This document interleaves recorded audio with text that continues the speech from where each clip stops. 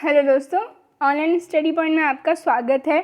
और आज की जो हमारी वीडियो है बहुत ज़्यादा इंटरेस्टिंग और मैं कहूँ इम्पॉर्टेंट वीडियो है, जिसमें हम क्या करने वाले हैं, इंडिया की सारी जो इम्पॉर्टेंट रिवर्स हैं जो आपके एग्ज़ाम में पूछी जाती हैं, उनको हम मैप के थ्रू पूरा का पूरा याद करने वाले हैं। ठीक है, जो आप कभी नहीं भूलेंगे।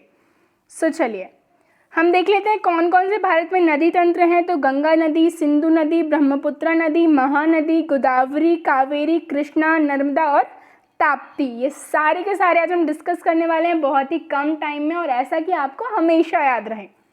ठीक है, सबसे पहले हम बात करेंगे गंगा नदी तंत्र की। तो चलिए हम बढ़ते हैं आगे। गंगा नदी की लंबाई की अगर हम बात करें तो 2525 किलोमीटर है। ठीक है, नेक्स्ट हम देखें कि उद्गम कहाँ से होता है। तो गौमुख हिमानी से जो है इसका उद्गम स्थल है। ठीक है, जो कि कहाँ पर है, उत्तराखंड में है। नेक्स्ट हम बात करें कि ये जो है कितने राज्यों से होकर गुजरती है। तो उत्तराखंड, उत्तर प्रदेश, बिहार, झारखंड से सिर्फ बॉर्डर लगती है, और पश्चिम बंगाल। ठीक है, जा करके फिर बांग्लादेश में ब्रह्मपुत्र के साथ मिलती है। फर्दर आगे हम देखेंगे ये। ठीक है, अब हम क्या करते हैं, बात करें इसकी कुछ इंपॉर्टेंट ट्रिब्यूटरीज की। तो जब गंगा नदी हम बात करें कि उत्तराखंड से गौमुख ग्लेशियर से निकलती है, तब उसे भागीरथी के नाम से जाना जाता है। और जो अलकनंदा नदी है, ठीक है, वो जब आकर भागीरथी से मिलती है उत्तराखंड में देवप्रयाग नाम की जो जगह है वहाँ से इस कन्फ्लुएंस को गंगा नदी बोला जाता है। ठीक है, ये देख सकते हैं आप, जहाँ से इसका नाम पड़ रहा है गंगा। ठीक है, नेक्स्ट हम देखें इसकी जो सहायक नदियां हैं, जो इम्पॉर्टेंट ट्रिब्यूटरीज हैं। तो सबसे इम्पॉर्टेंट तो कौन सी है, यमुना नदी। ठीक है, सबने सुना होगा इसके बारे में। तो यमुना नदी जो है इलाहाबाद यानी कि प्रयागराज में जाकर इससे मिलती है, जिसे हम संगम भी बोलते हैं, गंगा यमुना सरस्वती। ओके, ये देख सकते हैं आप इमेज, बहुत प्रॉपर। और ये जो है संगम है गंगा यमुना का, कहाँ पर, प्रयागराज, इलाहाबाद, यूपी। ठीक है, चलिए नेक्स्ट हम देखते हैं इसकी कुछ और इम्पॉर्टेंट ट्रिब्यूटरीज। रामगंगा, गोमती, ठीक है, घाघरा, गंडक, कोसी। ठीक है, चंबल नदी जो है यमुना नदी की सहायक नदी है, और चंबल की सहायक नदियां हम देख लें तो बनास, काली सिंध, पार्वती। ठीक है, बेतवा भी जो है यमुना की सहायक नदी है। और हम बात करें सोन जो है वो किसकी है, तो ये गंगा नदी की सहायक नदियां हैं। इसके बाद वेस्ट बंगाल में फरक्का के पास जाकर गंगा नदी की जो मुख्य धारा से एक धारा अलग होती है, जिसको हुगली नदी के नाम से जाना जाता है। तो ये क्या है, डिस्ट्रीब्यूटरी है। ठीक है, और हम बात करें कि जब ये बांग्लादेश में एंटर करती है तो उसको पद्मा के नाम से जाना जाता है। ठीक है, और फिर वहाँ पर ये ब्रह्मपुत्रा से मिलती है और फिर बंगाल की खाड़ी में जाकर के गिरती है। ठीक है, ये देख सकते हैं आप। चलिए अब हम बढ़ते हैं आगे। नेक्स्ट हम देखने वाले हैं सिंधु यानी कि इंडस रिवर सिस्टम। ठीक है, तो हम बढ़ते हैं आगे। इसका हम सबसे पहले देखेंगे कि जो इसकी लंबाई है 2880 किलोमीटर है। उद्गम स्थल जो है इसका तिब्बत में है, मानसरोवर झील के पास, जो सिनका बाब नामक जलधारा है वहाँ पर। ठीक है, ये देख सकते हैं मानसरोवर झील आप। आगे अगर हम बात करें तो 3 देशों से होकर गुजरती है, चाइना, इंडिया और पाकिस्तान। ठीक है, नेक्स्ट हम बात करते हैं कि इसकी कुछ जो इम्पोर्टेंट ट्रिब्यूटरीज हैं उनके बारे में डिस्कस करेंगे। साथ ही साथ हम ये देखेंगे दम चौक के पास से ये भारत में प्रवेश करती है। ठीक है, लद्दाख में। और जो लेह जो सिटी है that is situated on the जो दायां तट है सिंधु नदी का, वहाँ पर। ठीक है, ये देख सकते हैं आप, लेह का एक इमेज यहाँ पर डाला हुआ है। चलिए हम इसकी ट्रिब्यूटरीज देखते हैं। तो श्योक, ठीक है, जास्कर, गिलगिट, ये कुछ इसकी जास्कर, सूरू, द्रास, ये कुछ इसकी इम्पॉर्टेंट ट्रिब्यूटरीज हैं। ठीक है, लद्दाख और जम्मू एंड कश्मीर में। इसके अलावा जो 5 इम्पॉर्टेंट हैं वो हम देखेंगे, झेलम, चिनाब, रावी। इसके बाद जो हम बात करें सतलज, राकसताल हिमनद से निकलती है, ये भी तिब्बत में। ठीक है, और इसके बाद ब्यास। ठीक है, तो ये जो 5 हैं ये सबसे इम्पॉर्टेंट ट्रिब्यूटरीज हैं। इनको कंबाइंडली पंचनाद बोला जाता है, और ये पाकिस्तान में मीठान कोट के समीप जाकर सिंधु नदी से मिलती हैं। ठीक है, और इसके बाद ये जो है अरब सागर में जाकर के गिर जाती है, डेल्टा बनाती है। अगला हम देखेंगे ब्रह्मपुत्रा नदी। तो ब्रह्मपुत्रा नदी की अगर हम बात करें तो इसका जो उद्गम स्थल है वो हम देखेंगे, और इसकी जो लंबाई है कितनी है, लगभग 2900 किलोमीटर। ठीक है, उद्गम स्थल इसका कहाँ है, तो मानसरोवर झील के पास ही है इसका भी, जहाँ पर जो है सिंधु नदी का था। 3 देशों से होकर के ये गुजरती है, चाइना, ठीक है, फिर इसके बाद इंडिया यानी कि भारत, और फिर इसके बाद बांग्लादेश। ठीक है, तो हम बात करें कि चाइना में इसको किस नाम से जाना जाता है, ये बहुत इंपॉर्टेंट है, जो कई बार एग्जाम्स में पूछा जाता है। तो इसको यारलांग सांगपो के नाम से जाना जाता है। ठीक है, और चीन में ही अधिकांश भाग इसका प्रवाहित होता है।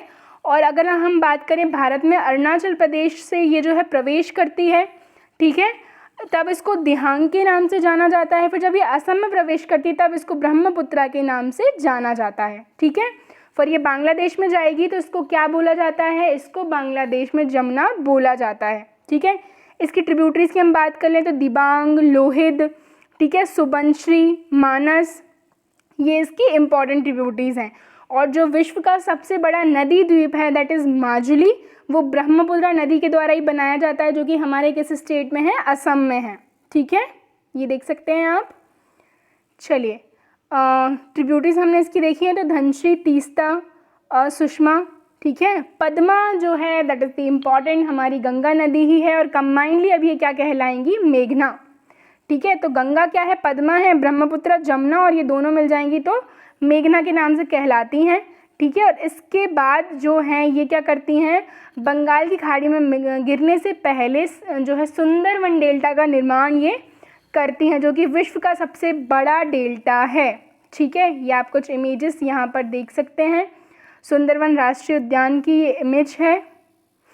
ठीक है, अगर हम फर्दर बात करें सुंदरवन राष्ट्रीय उद्यान के बारे में, जो है वहाँ पर सुंदरी के जो वृक्ष हैं सबसे अधिक पाए जाते हैं, इसलिए उसका जो नाम है क्या, सुंदरवन डेल्टा रखा गया है, जो डेल्टा गंगा और ब्रह्मपुत्रा के द्वारा बनाया जाता है।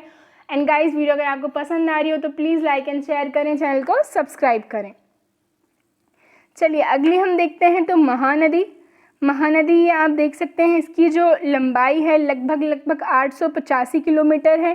ठीक है, और इसका जो उद्गम है वो सिहावा, रायपुर, छत्तीसगढ़ में है, और बंगाल की खाड़ी में जाकर के ये गिरती है।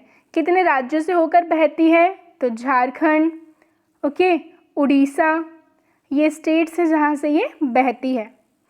नेक्स्ट हम बात करें इसकी सहायक नदियाँ कौन कौन सी हैं, तो इसकी जो सहायक नदियाँ हैं वो हैं शिवनाथ, हसदेव, जोंक, तेल। ठीक है, और इसके बाद जो हीराकुंड बांध है वो महानदी पर ही सिचुएटेड है। ठीक है, नेक्स्ट हम देखते हैं अगली जो हमारी है गोदावरी नदी। पेनिनसुलर इंडिया की सबसे बड़ी रिवर है और गंगा के बाद पूरे भारत की दूसरी सबसे लंबी नदी है ये, 1465 किलोमीटर इसकी लंबाई है। ठीक है, और उत्पत्ति जो है इसकी पश्चिमी घाट में होती है, त्र्यंबकेश्वर पहाड़ी से, महाराष्ट्र में। ठीक है, नेक्स्ट अगर हम बात करें इसके बारे में तो जो दूसरी सबसे बड़ी नदी है जिसको बृहद गंगा भी बोला जाता है, ठीक है, और दक्षिण भारत की गंगा भी बोला जाता है।